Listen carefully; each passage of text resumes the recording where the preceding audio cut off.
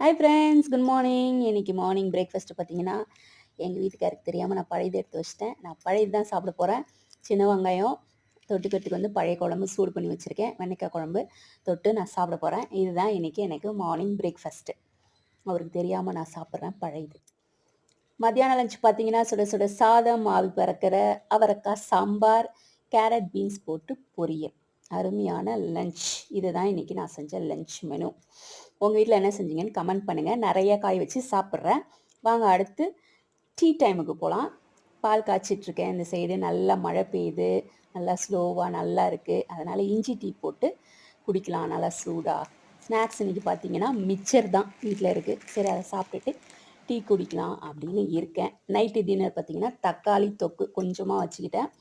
தோசை, நல்லா நெய் தோசை ஊற்றி சாப்பிட்டுட்டு தூங்க வேண்டியதுதான். சூப்பராக இருக்கும். பாய்.